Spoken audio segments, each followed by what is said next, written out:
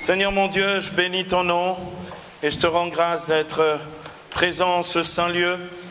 Nous voulons te rendre grâce, Seigneur, de tout notre cœur pour la faveur, la grâce que tu nous fais ce soir encore, de nous instruire par ton esprit, qu'il vienne lui-même disposer nos cœurs, ouvrir nos cœurs et remplir nos cœurs de sa sainteté, lui l'esprit de vérité, qu'il nous fasse comprendre ta parole, l'accueillir, afin qu'elle porte du fruit dans nos vies. Seigneur, nous te bénissons et te magnifions pour ta fidélité au long des jours. Merci, mon Dieu, d'être au milieu de nous, comme le Maître qui enseigne. Bénis-nous encore, que ce moment soit rempli de ta présence et de ta gloire. Au nom du Père, du Fils et du Saint-Esprit. Amen. Bien-aimés, nous poursuivons donc notre séminaire de préparation à la Pentecôte, puisque cette année, nous approfondissons la vie charismatique et l'exercice des charismes. Nous allons donc continuer cette méditation sur la base de l'enseignement que nous donne l'apôtre Paul dans 1 Corinthiens 12. Et ce soir, nous allons méditer sur le charisme de foi ou la foi charismatique, vous mettez dans le sens que vous voulez. L'apôtre Paul nous l'annonce clairement dans 1 Corinthiens 12, 9, mais je lis à partir du verset 7 pour inclure avec tout ce que nous avons déjà vu depuis le commencement. Il est écrit ici dans 1 Corinthiens chapitre 12, versets 7 à 9. « À chacun la manifestation de l'Esprit est donnée en vue du bien commun. À l'un, c'est un discours de sagesse qui est donné par l'Esprit. À tel autre, un discours de science selon le même esprit, à un autre la foi dans le même esprit. » Amen. Ce soir, nous allons méditer justement sur cette dimension plus charismatique de la foi, cette foi dont l'apôtre Paul parle au chapitre suivant, au chapitre 13, dans 1 Corinthiens 13, verset 2, il dit « Quand nous aurons la plénitude de la foi, cette foi a transporté les montagnes. Si nous n'avons pas la charité, cela ne nous sert à rien. » Amen. Donc l'apôtre Paul dit, pour entrer dans cette dimension totale ou pleine de la foi, c'est pourquoi il parle de plénitude. Plénitude, ça ne veut pas dire que la foi charismatique serait au-dessus des autres dimensions de la foi. Il dit, la foi charismatique ne doit pas manquer à la foi ordinaire de notre vie. Pourquoi ? Parce qu'il y a trois réalités de la foi qui vont ensemble. Quand on dit la foi, on pense seulement au credo. Mais il y a trois réalités de la foi. La première de ces réalités de la foi, c'est ce que l'on appelle la foi objective. D'accord ? La foi objective, en latin, dans les cours de théologie, on l'appelle la fides que. C'est la foi de l'Église. D'accord ? Cette foi de l'Église dont nous parle l'apôtre Paul dans Éphésiens chapitre 4, verset 5, lorsqu'il dit « Il n'y a qu'un seul Seigneur, une seule foi, un seul baptême et un seul Dieu et Père. » Cette foi est la foi objective. C'est le credo que nous confessons, que nous professons. Lorsque nous disons « Je crois en un seul Dieu, le Père Tout-Puissant, Créateur du ciel et de la terre. » Je crois en un seul Seigneur, Jésus-Christ, le Fils unique de Dieu. Je crois en l'Esprit Saint qui est Seigneur et qui donne la vie. Il procède du Père et du Fils. Avec le Père et le Fils, il reçoit même adoration et même gloire. Il a parlé par les prophètes. Je ne sais pas, on dit Amen à la confession de foi ou non? Amen. Il a parlé par les prophètes. Il prophétise encore aujourd'hui dans l'Église. Et bien aimé, c'est la dimension objective de la foi. C'est la foi de l'Église, la foi de toute l'Église dans sa catholicité. Ce n'est pas la foi d'un individu, ce n'est pas l'invention de quelqu'un, ce n'est pas ça me plaît, ça me plaît pas. C'est la foi objective de l'Église, c'est le credo universel catholique que nous professons. Amen. L'apôtre Paul dans Éphésiens 4, 5 pose les bases de cette première dimension objective de la foi. Et puis après, il y a une deuxième dimension de la foi qui est la dimension subjective comme sujet ou dimension personnelle. C'est celle que dans l'Église nous avons pour tradition de faire un rite de la profession de foi. c'est-à-dire l'adhésion personnelle à la foi objective que nous confessons universellement dans l'Église. D'accord? Et cette dimension objective qui est l'adhésion personnelle, l'apôtre Paul en parle dans l'épître aux Romains, dans Romains au chapitre 10, verset 9. Lorsqu'il dit, si ta bouche confesse que Jésus est Seigneur, si tu crois, toi le sujet, si tu crois dans ton cœur que Dieu l'a ressuscité des morts, tu seras sauvé. Oh, j'attendais un amen qui ne vient pas. Et bien aimé, donc, c'est la dimension subjective et personnelle de la foi.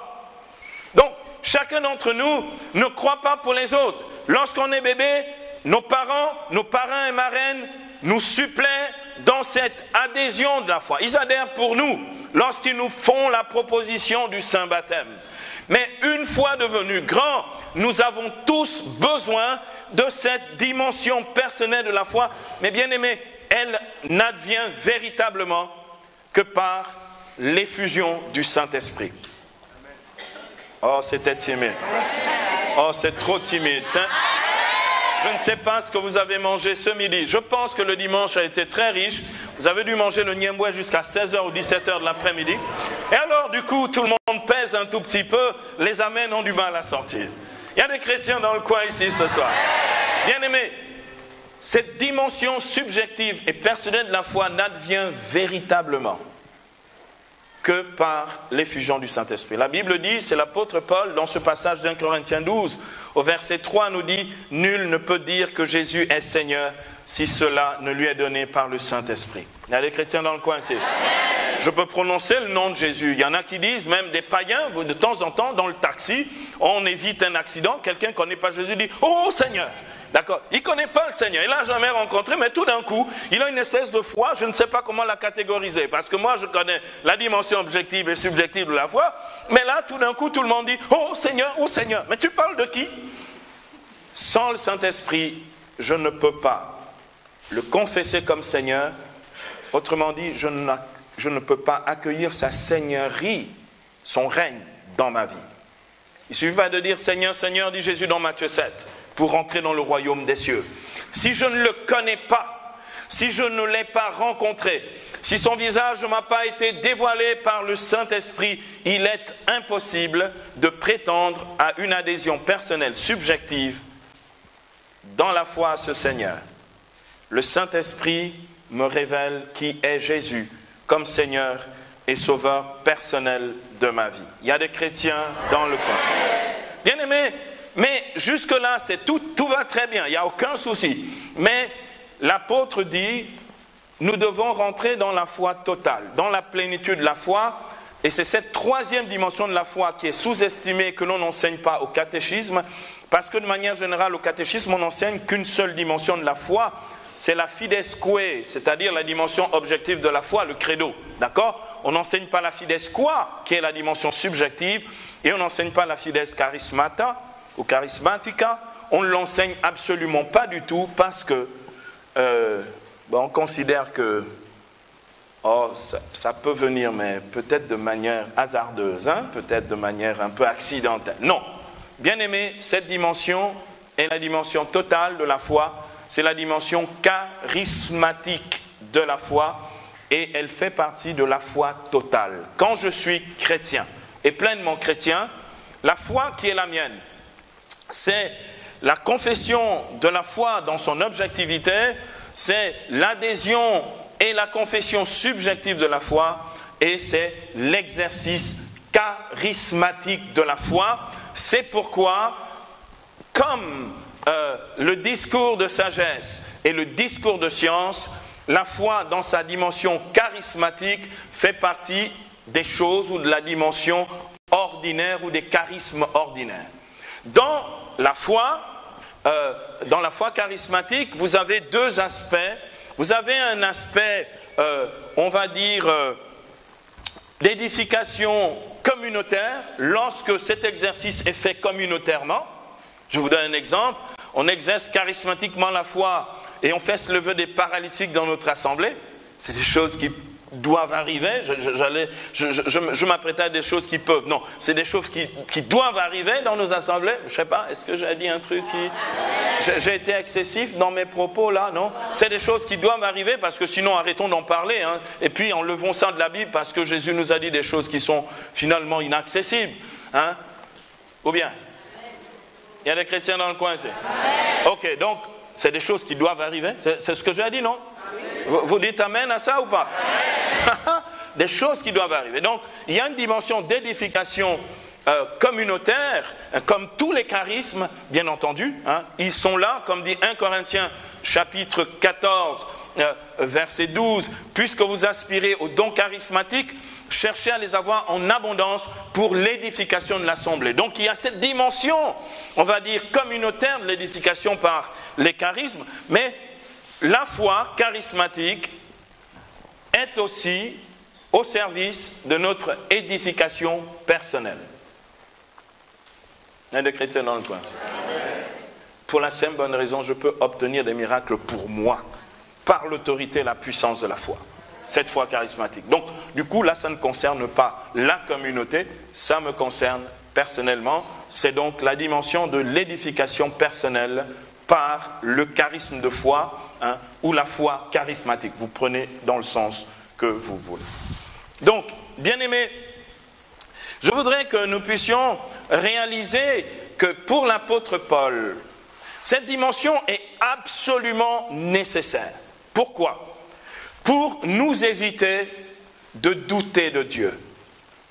Pour nous éviter de cérébraliser, excusez-moi, je ne sais pas si c'est dans le dictionnaire, mais de cérébraliser notre foi, d'en faire une foi purement intellectuelle, on dirait même aujourd'hui gnostique. La gnosis en grec, c'est le salut par la connaissance, ce que l'on propose dans les sociétés secrètes ésotériques.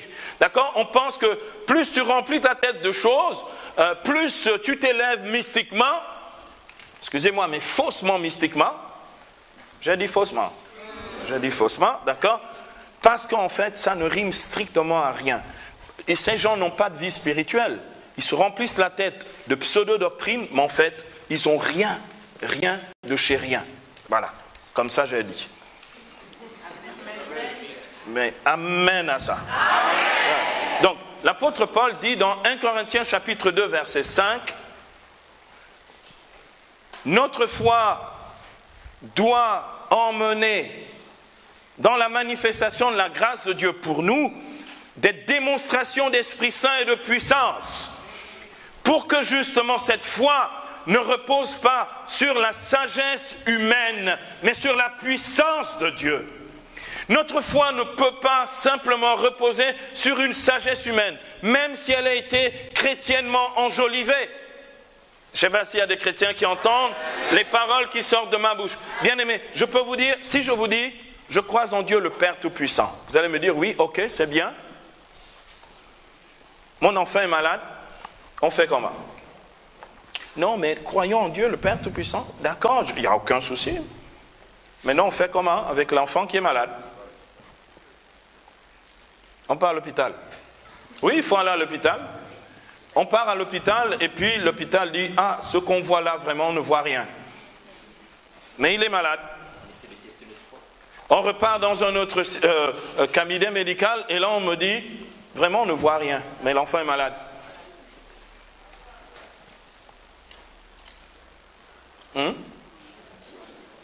Vous savez que je rencontre plein de gens à Libreville qui sont comme ça. Ils traînent des maladies invisibles.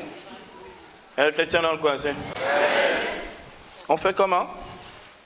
Oh, ben, la solution, c'est d'aller chez le charlatan. Ben oui. Lui au moins, il ne dédaigne pas ça. Et donc, les gens vont vous dire, vous dites que vous avez Dieu, hein? Vous le confessez même dans votre credo objectivement comme le Père Tout-Puissant, mais on ne voit pas. On ne voit pas la toute-puissance de votre Dieu. Oui, mais vous comprenez, on va vous expliquer. Donc les chrétiens catholiques spécialistes des explications. Donc on va s'expliquer. Cousin, je vais te dire, bon, Dieu guérit hein, de temps en temps, mais il faut avoir beaucoup la foi. En fait, tu n'as rien dit du tout. Il faut avoir beaucoup la foi. Le gars dit, il me faut combien de tonnes, de kilos pour que Dieu guérisse mon enfant? Hein? Un grain de moutarde. Mais ce que tu dis là est une métaphore. Le gars dont l'enfant est malade, il ne comprend pas le grain de moutarde. Donc on est encore toujours enlisé dans nos problèmes. Bien-aimés, ce dont nous avons besoin à ce moment-là, c'est une foi qui soit démonstration d'Esprit Saint et de puissance. Bien-aimés, si nous voulons vider tous les mbanja du Gabon, si nous voulons ramener les gens dans l'église, il faut que notre foi soit à la fois théologale, subjective, c'est-à-dire des gens vraiment convaincus de leur affaire et charismatiques. Il y a des chrétiens dans le coin ici. Arrêtons de baratiner les gens, arrêtons de baratiner le monde, arrêtons de faire des discours qui ne servent à rien. Faisons des miracles par la puissance de la foi au nom de Jésus. Bien-aimés, la foi est un jeu d'enfant. Il y a un chrétien dans le coin ici. Je vous assure. J'ai souvent parcouru les villes de France en demandant aux gens, je rentre dans une église catholique, je sais qu'ils vont me baratiner. Donc, je leur dis, quelqu'un peut me donner la définition de la foi? Ils partent dans des trucs absolument abscons, incompréhensibles. La foi, vous comprenez, c'est une dimension surnaturelle et transcendante qui nous emmène vers le divin. Ah, frère, je n'ai pas compris la moitié des mots que tu as énoncés tout à l'heure. D'accord ? La foi, pour moi, est un jeu d'enfant. Il y avait 2 petites filles dans mon quartier en France. Elles venaient souvent prier dans notre église. Et puis un dimanche, j'ai dit la foi est un jeu d'enfant et j'ai expliqué comment on croit. On croit sur la parole de Dieu, ses promesses. Lorsque l'on demande, on demande des choses claires et précises. Et on dit Amen parce qu'on sait que nous avons déjà obtenu ce que nous avons demandé à Dieu. Les 2 petites filles sont rentrées à la maison, comme le soir font la prière habituellement. Elles étaient 2 filles, elles voulaient avoir un petit frère.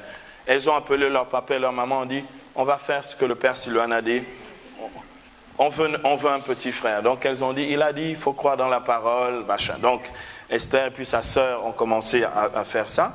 Sarah, sa sœur, donc elles ont donc 2 petites, des bouts de choses, même pas à 10 ans, donc les choses comme les âges comme les 5, 6, 7 ans, d'accord, tout ça là, d'accord. Et donc elles étaient en train de prier, les parents regardaient, elles ont dit, Seigneur, comme le père Silouane a dit, on veut un petit frère. Et puis la petite Sarah a dit, oui, on veut le petit frère.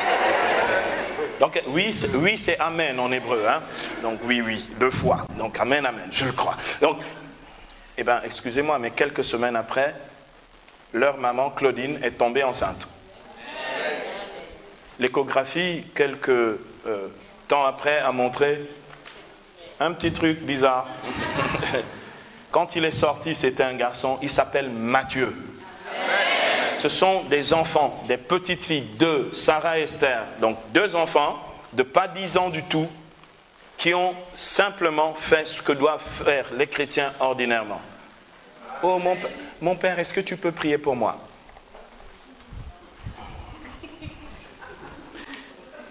Nous allons donc parler de la foi charismatique. 2 points alors. Mon père, est-ce que tu peux prier pour moi? Depuis quand? Jamais, mon gars. Donc, premier point, nous allons voir l'autorité de la foi. Et deuxième point, la motion du Saint-Esprit. L'exercice charismatique de la foi repose sur ces 2 choses-là. Le premier point, c'est l'autorité de la foi. Et le deuxième point que nous allons voir, c'est la motion du Saint-Esprit. La motion du Saint-Esprit. Je sais que cette notion est très très ambiguë dans le renouveau charismatique. Ça va être un peu l'occasion de faire un peu de recadrage ce soir. Je n'ai rien contre personne, hein. Je fais ça pour mon Dieu. D'accord. Donc si on a le même, on devrait s'entendre. Il y a des chrétiens dans le coin, c'est. Bien-aimé, c'est quoi l'autorité de la foi? L'autorité de la foi, c'est l'assurance que nous donne la foi sur la base de la parole et des promesses de Jésus-Christ. L'autorité de la foi, ce n'est pas l'arrogance de la foi. Ce n'est pas « je suis tout puissant avec la foi que Dieu m'a donnée ». L'autorité, c'est la parésia. C'est un mot grec. La parésia, c'est l'assurance que nous donne la foi. Hein. C'est elle qui fait autorité en nous. Hein.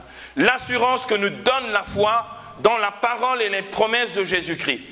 Pourquoi? Parce que, bien-aimés, c'est quoi l'assurance de la foi qui fait cette autorité en nous, qui nous donne cette force et cette puissance de Dieu en nous par la foi? Eh bien, bien-aimés, c'est que nous ne sommes pas sûrs de nous, mais nous sommes infailliblement sûrs de notre Dieu. Amen. Parce que je ne m'appuie pas sur mes sentiments. Beaucoup ici, lorsqu'ils prient, hésitent. Ils hésitent pour la simple bonne raison, ils sont sur leurs sentiments, leurs émotions du moment. Et comme leurs sentiments et leurs émotions du moment les troublent, les perturbent, ne sont pas assez stables, à ce moment-là, ils pensent que c'est sur ça qu'il faut se fonder, plutôt que sur l'assurance que nous donne la parole de Dieu en Jésus-Christ. L'assurance. Bien-aimé, on me dit, va prêcher la foi. Je vais y aller. Vous savez pourquoi? Parce que je crois que toutes les fois que j'ouvre la bouche, que je prêche au nom de Jésus, il se passe quelque chose dans la vie des gens et dans ma propre vie. J'ai cette assurance, non pas parce que je la fonde sur moi-même. Moi, j'ai rien, mais j'ai tout. J'ai Dieu, son autorité, la vérité de sa parole, les signes et prodiges qui accompagnent sa parole.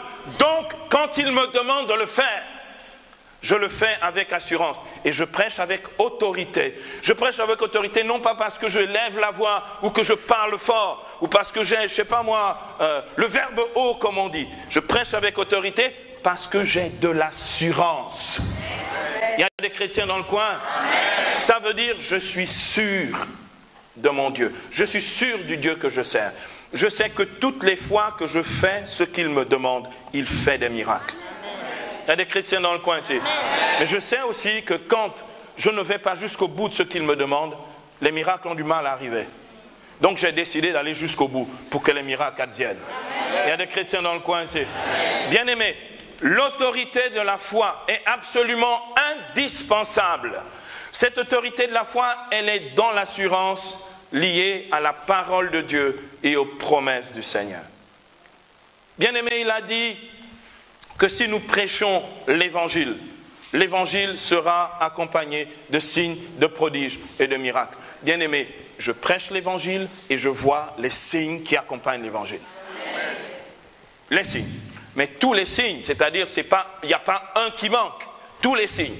Et bien aimé, je peux vous assurer que nous devons commencer à changer complètement cette mentalité où l'on croit en fait que la foi c'est de la magie. Beaucoup le croient. Ils pensent qu'il suffit de faire n'importe quelle prière et dire à la fin, au nom de Jésus, ça va marcher. Ça, c'est de la magie. Du coup, on utilise le nom de Jésus comme un mantra. Ou comme, je ne sais pas moi, comme le truc un peu incantatoire pour les incantations des chrétiens. Au nom de Jésus. Sa vie n'est pas en Jésus. Il ne croit pas en sa parole et il pense que juste en faisant la formule, il serait exaucé. C'est faux! Le nom de Jésus n'est pas un mantra. Le nom de Jésus n'est pas le petit gris-gris que l'on prononce comme ça. Quand on l'agite, il y a un miracle. C'est faux!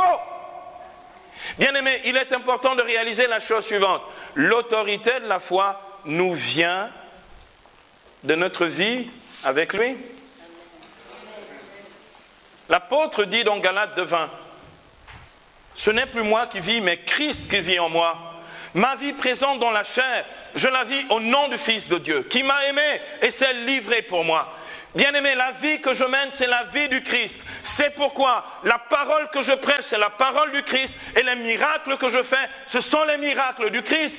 Amen. Moi, je n'ai pas de miracle, je n'ai pas de parole. Je suis celui qui porte la parole de Jésus-Christ. Et comme il prêchait lui, comme dit Marc 1:22, il prêchait en homme qui a autorité et non pas comme les scribes, j'ai l'autorité du Christ. Il y a des chrétiens dans le coin? Bien-aimé, je veux que tu comprennes ça pour ta vie. Tu ne peux pas prétendre avoir une vie charismatique, voir les signes de Dieu, si tu es hors jeu, si tu n'es pas établi en lui, si ta vie n'est pas la vie de Jésus. Et comment est-ce que notre vie est la vie de Jésus? L'apôtre Paul dit dans Romains, au chapitre 8, verset 9, Romains 8, 9, 8 et 9, c'est le chiffre qui va après. Bien-aimé, celui qui n'a pas l'esprit du Christ ne lui appartient pas. Tu ne peux pas aujourd'hui juste dire « j'ai été au catéchisme, je vais dimanche à la messe ». Celui qui n'a pas l'esprit du Christ ne lui appartient pas et ne peut donc pas faire les œuvres du Christ. Il y a des chrétiens dans le coin ici. Bien-aimés, les démons savent qui est qui dans l'église. Les démons sont à la porte de nos églises. Et les démons se parlent entre eux. Ils causent à l'entrée des églises. Lui, un hypocrite. Lui, oh, un menteur. Oh, le voleur, le voleur. Et les démons, et ils se moquent à l'entrée. Quand ils ressortent, ils disent, l'hypocrite allait encore prendre la communion. Je l'attends au quartier.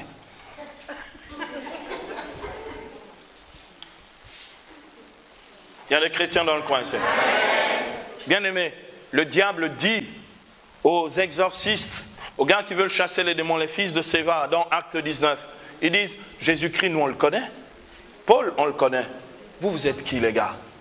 Ils les ont tabassés, minus, envoyés complètement avec des échymoses et complètement terrassés justement par la puissance démoniaque, parce qu'on ne joue pas juste à dire au nom de Jésus. Ils ont essayé de faire avec le diable. Le diable a dit, vous êtes des pauvres types. Et ils les ont massacrés. D'accord? Donc, bien aimés, je voudrais que vous compreniez cette chose-là. Nous avons autorité. Cette autorité, c'est l'assurance qui nous vient du Seigneur. Mais cette assurance n'est véritablement assurance en lui que parce que notre vie est en lui. Il y a des chrétiens dans le coin? Parce que nous marchons dans sa parole, nous croyons dans ses promesses et nous faisons ses œuvres. Jésus va donc dire aux disciples, à ses disciples dans Marc, au chapitre 11, les versets 22 à 24. Marc 11, 22 à 24. Jésus va donc leur dire, « Ayez foi en Dieu. En vérité, je vous le dis, si quelqu'un dit à cette montagne, « Soulève-toi, jette-toi dans la mer », et s'il n'hésite pas dans son cœur, mais croit que ce qu'il dit va arriver, cela lui sera accordé. C'est pourquoi je vous dis, tout ce que vous demandez en priant, croyez que vous l'avez déjà reçu et cela s'accomplira. Regardez ce que dit Jésus. Jésus ne dit pas, si tu dis à cette montagne, le Seigneur va essayer de te déplacer demain. Je vais appeler mon frère du BTP, on va raser la montagne. D'accord? Non. Jésus dit d'employer un impératif sur la montagne, un ordre. Ôte-toi de là et jette-toi dans la mer. Ceux qui parlent comme ça, ce sont des gens qui ont autorité. Il y a des chrétiens dans le coin? Bien-aimés, l'exercice de la foi fonctionne avec cette autorité.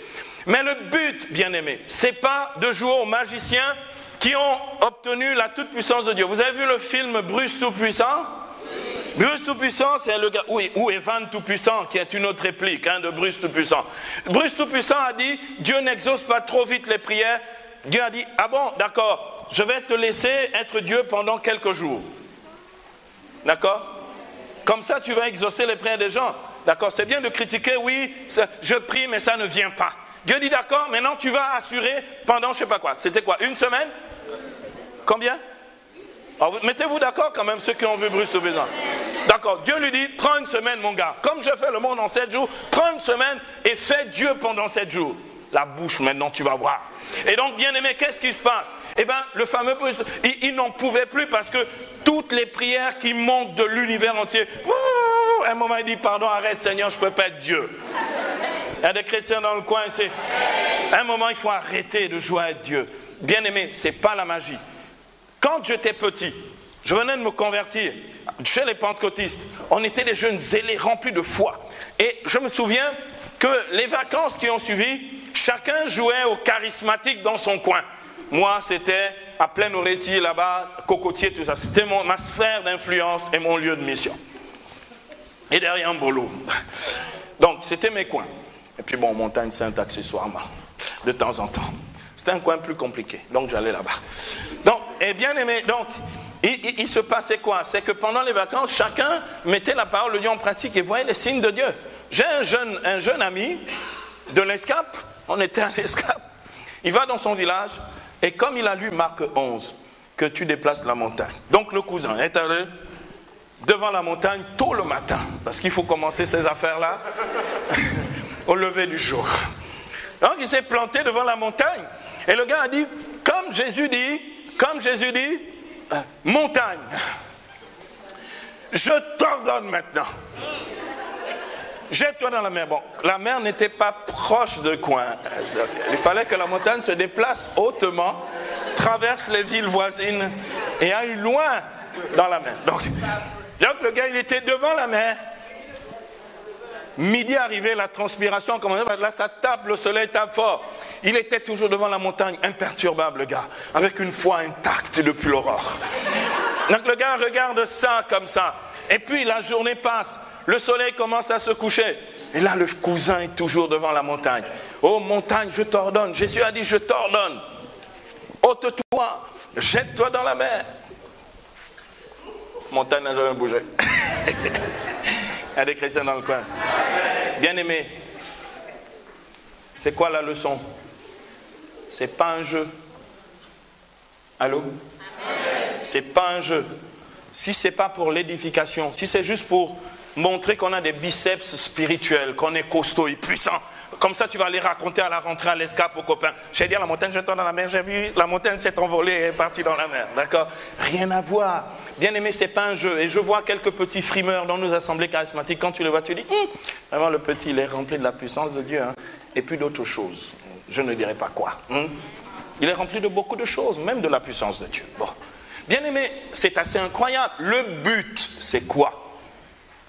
Le but, c'est pas de jouer à Bruce Tout-Puissant. Il y a des chrétiens dans le coin. Le but, c'est l'édification, comme tous les charismes. Bien aimé, dans un livre intitulé « Comme un souffle violent », si vous tombez sur ce livre, bien aimé, achetez-le. Il a été édité et réédité. C'est l'histoire du réveil charismatique en Indonésie. C'est des chrétiens, c'est dans les années 70, des chrétiens qui sont baptisés du Saint-Esprit comme vous et qui rentrent dans le ministère charismatique et qui vont visiter et voyager dans toute l'Indonésie pour annoncer Jésus avec des signes de puissance absolument extraordinaires. Et ils évangélisent à un moment où il y a donc la mousson et des grandes pluies qui font déborder des lits. Le lit d'un fleuve qu'ils devaient dépasser. Ce n'était même pas un fleuve, c'était une rivière, mais une grande rivière. Et la rivière avait débordé et ils ne pouvaient pas traverser et ils ne pouvaient pas dormir là non plus. Ils étaient coincés parce qu'ils étaient en pleine forêt, ils devaient passer pour aller dans un... Ils n'avaient pas de moyen de locomotion, ils faisaient ça à pied. Parce qu'ils avaient appris que Jésus les envoyait à pied, deux par deux, de village en village. Ils ont mis en pratique la parole de Dieu et Dieu a honoré la parole. Et puis ils arrivent devant, c'est la fin de la journée, ils doivent traverser, ils arrivent devant cette rivière qui a complètement augmenté, ils ne savent pas comment passer. Bien aimé, à ce moment-là, on vérifie qui est qui. Qui est charismatique dans les assemblées. Alléluia, alléluia. Là, on dit, on va voir maintenant qui est qui. Moi, j'ai pris à Saint-Pierre. D'accord. Moi, j'ai pris à Bessieux. D'accord. Là, la rivière est grande, gars. Donc, il faut faire quelque chose. Et donc, devant la rivière, les anciens, comme dans toutes les églises, il y a tous les anciens, les sages. Les sages disent, bon là, je pense que nous devons reconsidérer la situation. Nous allons passer la nuit ici, moustiques et bêtes sauvages. Donc, ah bon, d'accord, comment on fait? Et puis un petit qui se lève au milieu d'eux. Le Seigneur n'a-t-il pas fait marcher Pierre sur les eaux? On dit petit... Ce que tu dis, discerne d'abord parce que ça peut venir du diable. Un chrétien dans le coin, c'est genre, tu as le petit un peu teigneux dans le groupe. Tais-toi, ça vient du diable. Hein? Le petit dit, il redit, il fait ça comme... Le Seigneur n'a-t-il pas fait marcher Pierre sur les eaux? Là, il faut considérer l'affaire deux fois. Hein? Bien aimé, c'est là que l'on vérifie l'autorité de la foi. C'est-à-dire, très concrètement, j'ai de l'assurance dans les promesses de Dieu ou j'ai pas l'assurance. L'autorité, ce n'est pas le blabla. L'autorité, ce n'est pas parler fort. C'est l'assurance. Dites avec moi, assurance. Assurance. Le petit dit, vous faites comme vous voulez les grands. Considérez tout l'évangile du début à la fin. Moi, je marche. Le petit avance sur l'eau. Il marche. Le petit avance, il marche. Le petit avance encore, il marche. mais jamais le petit ne descend, c'est-à-dire qu'il est exactement toujours à la même hauteur. Ils disent, mais attends, il y a un truc c'est fou, il y a un problème. Il marche. Le petit arrive au milieu de l'eau, il est haut. Grand. Mais venez, grand. Il avance. Bien aimé, le miracle, ce n'était pas qu'il marchait sur l'eau, parce qu'on imagine ça un peu comme un truc de science-fiction en 3 dimensions, d'accord? C'est que plus il avançait, la terre montait. Et il marchait en fait sur la terre ferme. Au fur et à mesure. Et ils ont traversé les grands sont venus, le petit avance donc. Les grands sont venus derrière le petit. Bien aimé, l'autorité de la foi, c'est l'assurance dans les promesses de Dieu. Il y a de temps en temps des gens qui vont dire, oui, Jésus a dit de marcher sur les eaux, et je vais aller marcher sur la mer ici pour montrer que je suis tout puissant. On finit dans la mer. Il y a des chrétiens dans le coin? Parce que Dieu ne t'a pas demandé ça, et ce n'est pas pour l'édification, c'est pour ta propre gloriole, et parce que tu veux montrer que tu es tout puissant dans la foi. Il y a des chrétiens dans le coin? Est-ce que vous saisissez la nuance ici? Bien aimé, c'est très important d'être instruit de ces choses-là et pas faire n'importe quoi pour donner l'impression qu'on est devenu de très très grands charismatiques. D'accord? Dieu nous veut sages et intelligents sur le plan spirituel, mais il nous veut des hommes et des femmes remplis d'assurance. Dites encore un peu ce mot intéressant, assurance. Amen. Deuxième point à présent. La motion du Saint-Esprit. Bien aimé, j'aimerais que vous puissiez comprendre la chose suivante. Pour que l'exercice de la foi, d'accord, cet exercice charismatique de la foi donne ses fruits, manifeste les œuvres de Dieu, sa puissance et sa grâce, il nous faut le faire lorsque Dieu nous le demande. Je connais des gens, je racontais il n'y a pas très très longtemps, je connais des gens qui ont tenté de faire se lever un petit paralysé une fois à Lisieux. Ils ont forcé le petit à se lever. Une jambe s'est cassée. Il ne faut pas faire ça. Il ne faut pas faire ça. Ils ont dit, oh non, et ils vociféraient. J'ai dit au petit, mais qui vous a envoyé? Qui vous a envoyé? Ils vociféraient. Ils ont soulevé le petit. Au nom de Jésus. Au nom de Jésus. Le pauvre petit a essayé de poser. Et crac. Bien-aimés, j'aimerais que nous puissions considérer l'agir de Dieu de la manière suivante. Si Dieu, même si tu as l'assurance dans les promesses de Dieu, si Dieu ne te meut pas, la motion c'est que tu es mu intérieurement, avec toutes les conditions extérieures réunies, les conditions de la foi, si possible la foi communautaire, d'accord, réunie, que l'œuvre de la grâce de Dieu se fait déjà, que la prédication de la foi a été libérée, parce que le but pour nous, ce n'est pas de faire des miracles, le but pour nous, c'est d'annoncer la parole qui fait les miracles. Sachez-le, si tu fais des miracles, les sorciers font des choses semblables. Le but, ce n'est pas de faire des choses extraordinaires, le but, c'est que les choses extraordinaires disent Dieu et emmènent à Dieu. Il y a des chrétiens dans le coin ici. Et donc, bien aimés, si les conditions de l'annonce de la foi, si l'assemblée chrétienne est réunie dans la foi et attend l'agir de Dieu, si, pour nous qui prions dans le Saint-Esprit, l'onction de Dieu est là, et qu'un ministère authentique, confirmé, s'exerce à ce moment-là au milieu de nous, on peut s'attendre à tous les miracles. Il y a des chrétiens dans le coin? J'improvise pas ces trucs-là. On n'improvise pas ces trucs-là. Et donc, bien aimés, je voudrais ici vous donner un petit témoignage. Il y a quelques années, je crois que c'était dans mes années folles, c'était en 1999, je prêchais à 1 heure de Rome, à Fiuggi, dans la ville de Fiuggi. À 1 heure de Rome, il y avait un grand rassemblement du renouveau charismatique de toute la région romaine du Lazio. Donc, je prêchais même pas, excusez-moi, je prêchais même pas. C'était, voilà, c'est un jour où je prêchais pas. J'étais dans l'assemblée. Et le prédicateur me dit, viens. Je ne savais pas si c'était moi. Il appelle qui? Vieni. Tu vieni. Je n'étais pas prêtre à l'époque. Donc je me suis avancé, tout penaud. Il me dit, ma puoi pregare con me? Est-ce que tu peux prier avec moi? Ce prédicateur, c'est Monseigneur Massales, le fils comment il s'appelle, d'Emiliano Tardif, le fils spirituel d'Emiliano Tardif, qui est maintenant évêque à Saint-Domingue. Donc, c'est le premier qui a fait une thèse dans l'Église catholique sur le passage que je médite avec vous en ce moment, sur 1 Corinthiens 12, les charismes dans l'Assemblée chrétienne. Une thèse en sciences bibliques au Biblicum Marum. Donc, le père Massales, donc, il faisait sa thèse, mais en même temps, il expérimentait sur le terrain.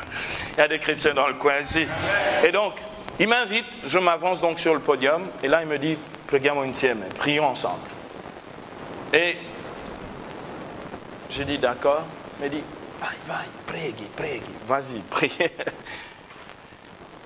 J'ai rien demandé, j'ai pas eu le temps de me préparer, c'était pas mon ministère, donc j'étais même pas, je peux même pas inventer un truc où je commence à cogiter, je commence par quoi? Le Saint-Esprit me dit, je fais se lever les paralytiques maintenant. Je dis, d'accord, ok.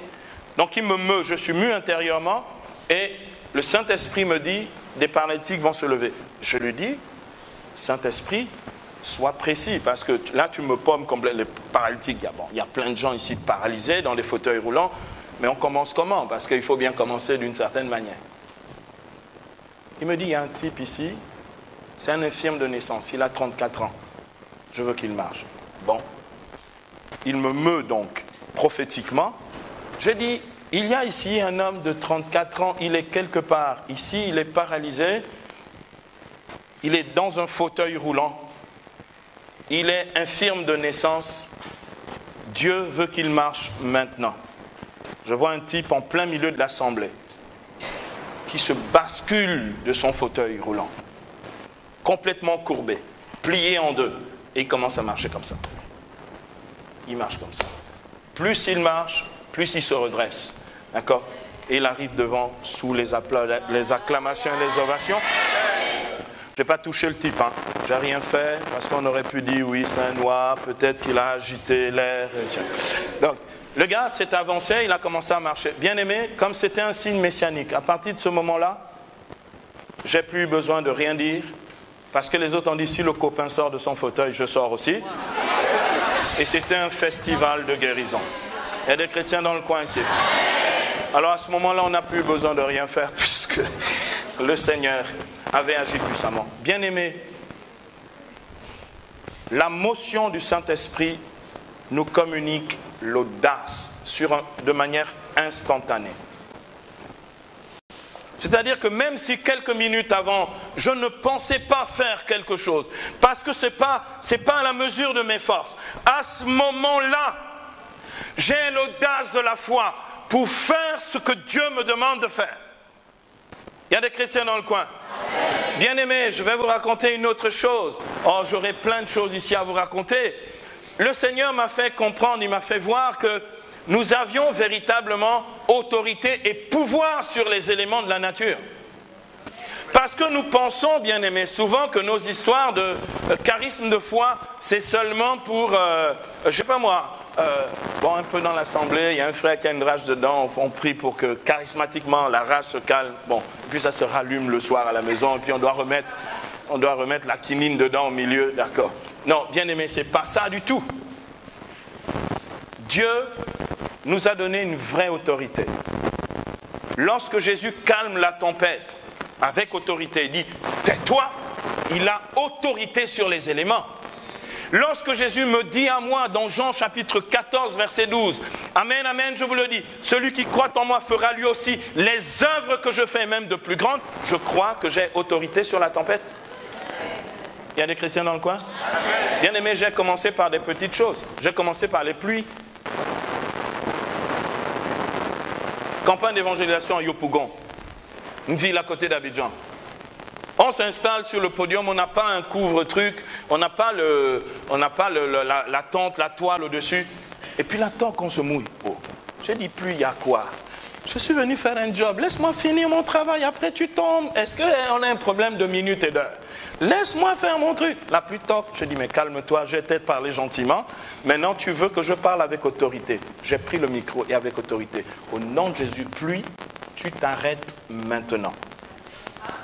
Commencer par la pluie, il faut bien, un jour, il faut bien commencer par quelque chose, non? Et pluie, c'est arrêté. Après, je faisais ça, souvent. Il y a un chrétien dans le coin ici. Eh, bien aimé, pas pour jouer avec la pluie, pour une cause juste, il venait me perturber le travail. C'est quoi 1 heure ou 2? Laisse-moi finir mon truc, après tu tombes. C'est quoi? Je n'ai pas dit que tu ne tombes pas. J'ai dit arrête d'embêter les autres. Il y a un chrétien dans le coin ici. Eh bien aimé, après, le Seigneur a mis à l'épreuve ma foi d'une manière encore plus grande. Avec le feu. Le feu. Avec le feu. Je rentre d'une campagne d'évangélisation à Issia, en Côte d'Ivoire, là-bas, où j'ai vécu un bon moment. J'étais prédicateur itinérant. Et donc, j'arrive, c'était la saison sèche. Les enfants, la communauté des béatitudes à Issia est construite au bas d'une petite colline. Et les enfants du coin là-bas, du centre-ville, venaient brûler souvent parce que l'herbe était sèche et brûlait la colline. Le problème, c'est que le feu prenait et arrivait jusqu'à la communauté des béatitudes. Et comme au bas de la colline, il y avait notre église flambant neuve, on venait de construire l'église. On n'allait quand même pas perdre l'église en même temps alors qu'on venait de la construire. Le feu se lève. Il n'y a pas de pompiers à Issia. Les petits seaux d'eau des frères et sœurs ne peuvent absolument rien faire. Et le vent se lève et donc le feu s'emporte partout. J'avais un frère qui était un compagnon de marche, il aimait beaucoup venir évangéliser avec moi. Il m'a dit, tu pars quand? C'est quand la prochaine édition? Il s'organisait tout. Il s'appelle Ferdinand. Puis on a pris un autre, Honoré. J'ai dit, Ferdinand, Honoré, on va aller éteindre le feu. Donc c'était à la fin du repas, en arrivant. Le frère dit, mais comment on va éteindre le feu? C'est impossible. On ne peut rien faire. J'ai dit, venir avec nous. On allait au bas de tout. Ça, c'était mes belles années, mes années folles. Donc on allait au bas au bas de la petite colline et puis on s'est plantés tous les trois en rang.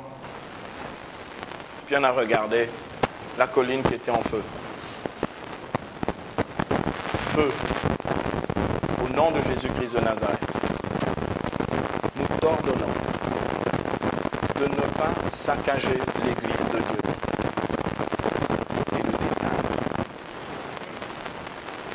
Ferdinand est parti dans ne t'agite pas, nous avons prié. Il y a des chrétiens dans le coin ici. Parce que mes cousins là du renouveau charismatique ou charismatique pensent que quand tu veux et que tu transpires, parce que le résultat c'est quand même la transpiration, à ce moment-là tu es sûr de l'exaucement.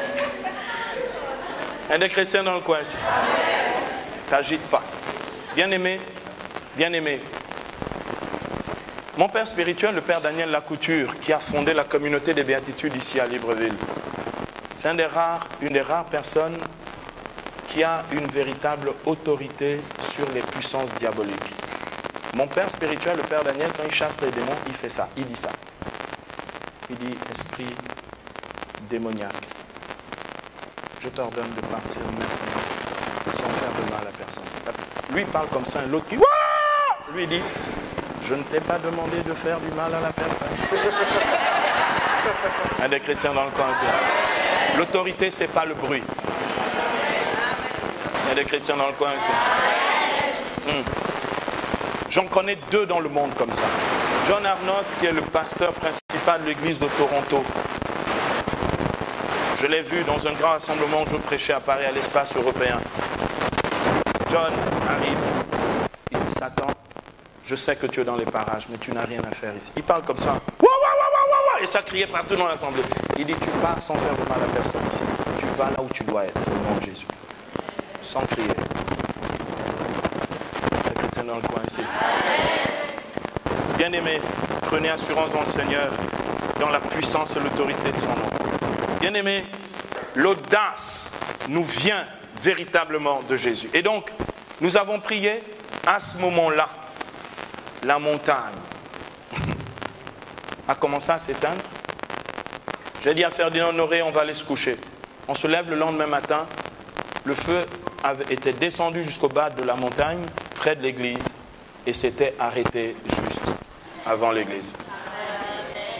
Or, je ne peux pas ne pas aller plus loin, parce que si on fait avec le feu, il faut aussi faire avec l'eau. Avec l'eau. Non, je vous dis ça pour que vous réalisiez, bien-aimés. J'ai exactement la même foi que vous. Je veux que vous compreniez ça. C'est juste qu'à un moment, on la met en activité. On sort de la passivité de la foi. Bien-aimés, on était en train d'aller évangéliser. C'était en 2004, on partait évangéliser à Poitiers avec un groupe de jeunes. Là-dedans, il y avait des gens qui croyaient, puis il y avait quelques incrédules. En tout cas, qui croyaient un peu comme ça. On était entre la ville de Tours et la ville de Poitiers. À ce moment-là, il y a eu de la grêle. La grêle, c'est de la pluie, mais de la pluie de glaçons. Et je vous assure, c'était des grosses balles comme ça de glaçons qui tombaient sur la voiture. À un moment, je me suis dit, le pare-brise va se casser, il n'y a rien à faire. Je me suis rangé sur le côté. Le Saint-Esprit me meut. Donc il me dit, maintenant commande à la grêle. En 2004, c'est pas si loin que ça. Je dis, grêle, au nom de Jésus, tu arrêtes maintenant de faire les dégâts ici. Tu t'arrêtes maintenant. Stop, au nom de Jésus. Bien-aimé, la grêle s'est arrêtée instantanément. C'est-à-dire, si vous me dites, ça s'est passé comment? Ça s'est passé comme ça. À ce moment-là précis, quand nous avons dit Amen, ça s'est arrêté net. Bien-aimé, on était un peu dans une espèce de petit brouillard. Le soleil s'est levé de nouveau et on arrivait tranquillement à Poitiers. Il y a des chrétiens dans le coin? Amen. Je veux que tu comprennes ces choses-là. Parce que quand je parle de l'activité, et puis les jeunes qui étaient là-dedans, leur foi était boostée, mais à un point qu'il n'y avait même plus besoin de leur dire « Et la foi, Jésus est Seigneur ». Ils l'ont eu automatiquement, charismatiquement. Bien-aimé, il est écrit « Je suis sur la fin » dans Actes 3, versets 1 à 8. Il est écrit ceci. Pierre et Jean montaient au temple pour la prière de la 9e heure. Or, on apportait un impotent de naissance, un infirme de naissance, qu'on déposait tous les jours à la porte du temple appelé la Belle, pour demander l'aumône à ceux qui y entraient. Voyant Pierre et Jean sur le point de pénétrer dans le temple, il leur demanda l'aumône. Alors Pierre fixa les yeux sur lui, ainsi que Jean, et dit, « Regarde-nous. » Il tenait son regard attaché sur eux, s'attendant à en recevoir quelque chose. Mais Pierre dit, « De l'argent et de l'or, je n'en ai pas, mais ce que j'ai, je te le donne.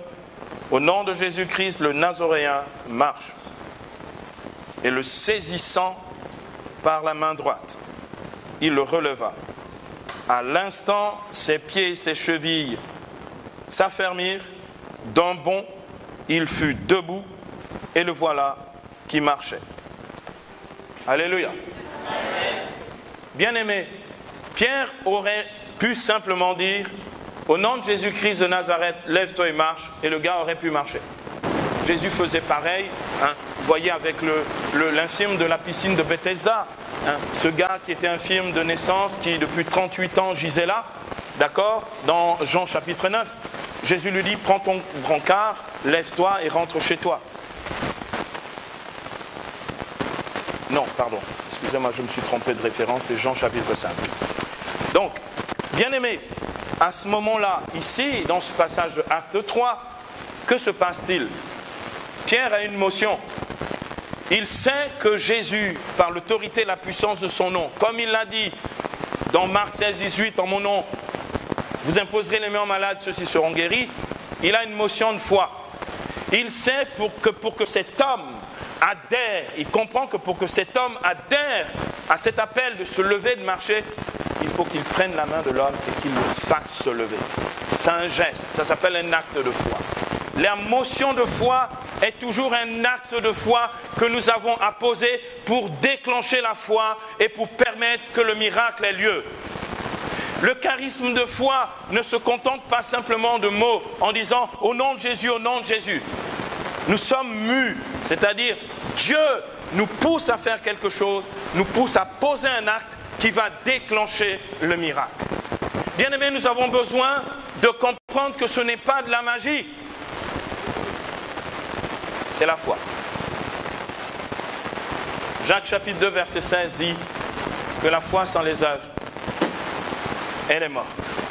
Nous avons donc besoin, pour tout exercice de la foi, que ce soit la foi théologale, la foi dans le Dieu Père, Fils, Saint-Esprit, que ce soit la dimension subjective de notre adhésion personnelle, c'est-à-dire l'accueil de Jésus-Christ comme Seigneur et Sauveur personnel de nos vies, ou la foi charismatique, nous avons besoin de poser des actes.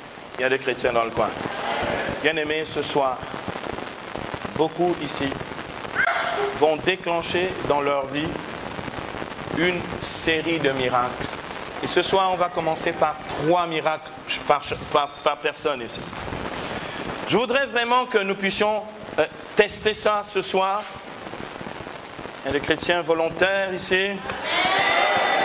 Je voudrais que nous puissions tester ça ce soir, que nous puissions donner la possibilité au Seigneur de faire en sorte que ce que nous avons entendu ce soir puisse devenir une activité de la foi dans notre vie. Je voudrais que maintenant nous puissions nous exposer à la grâce du Saint-Esprit et nous allons demander maintenant que le Seigneur démocratise pour nous ce charisme de la foi ou cette foi charismatique. Je prie mon Dieu pour que ce soit désormais quelque chose d'ordinaire et que nous puissions un peu moins nous inquiéter lorsque nous sommes devant des montagnes à déplacer ou des situations impossibles humainement. Il y a des chrétiens dans le coin? Oh, bien-aimés, en 2006, on va prier dans un instant. En 2006, j'ai compris cette chose, c'est que nous sommes quand même assez fainéants et paresseux dans la foi. On compte beaucoup sur la foi des autres. Mais l'aspect charismatique nous engage personnellement, un peu plus qu'attendre la prière des autres. Nous avons besoin de la prière, du soutien de nos frères, comme nos frères ont besoin aussi de notre engagement, de notre soutien et de notre foi. Et pour cela, bien-aimés, si tous nous exerçons la foi dans sa dimension charismatique, eh bien Dieu peut multiplier les signes, les prodiges et les miracles au milieu de nous. Amen. En 2006, bien-aimés, j'ai décidé cette année-là de ne prier que pour les maladies incurables ou pour des maladies rares. C'est-à-dire des choses que là, les hommes ne peuvent plus, Dieu seul est capable de faire. Je suis allé au Mexique et j'ai dit ça. Un petit groupe de jeunes, de rien du tout. Ces gars, ils ont dit, on va faire comme le Père. On reviendra là-dessus dans les charismes de guérison. Et les gars se sont spécialisés dans les cancers. Un petit groupe de gars, ils étaient 2. Quand je suis arrivé au début, ils faisaient les catcheurs. Lorsque les gens tombaient dans le repos dans l'esprit, ils réceptionnaient les gens et déposaient. Ils ont commencé comme ça. Ils ont commencé machinistes et catcheurs, d'accord? Et ils ont fini charismatiques et des gens qui, quand ils priaient pour la guérison des cancers, ils avaient des résultats.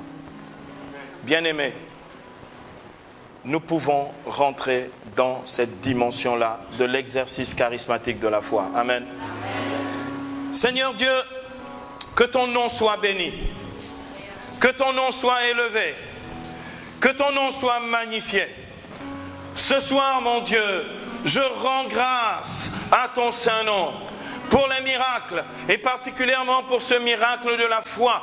Parce que ton Saint-Esprit, Seigneur, est venu confirmer ce soir et attester dans notre cœur que notre foi ne doit pas reposer sur la sagesse humaine, mais sur la puissance de Dieu.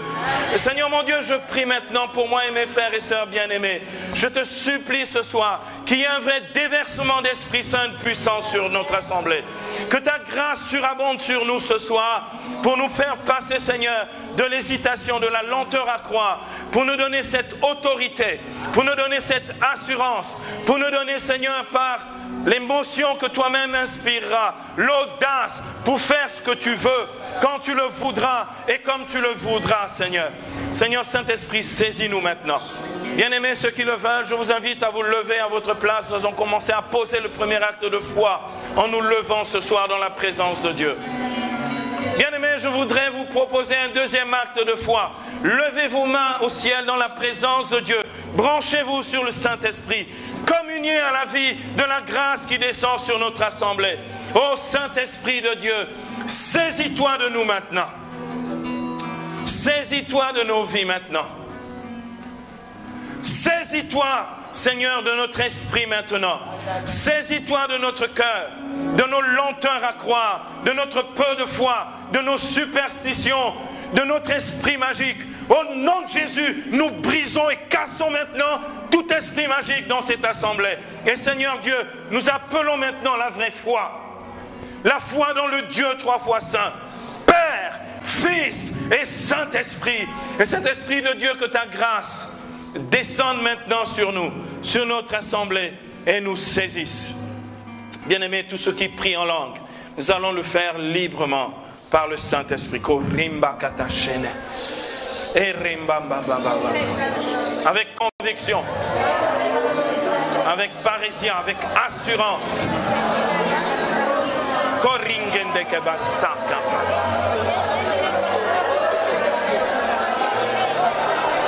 Bam bam bam bam bakato shakaranga.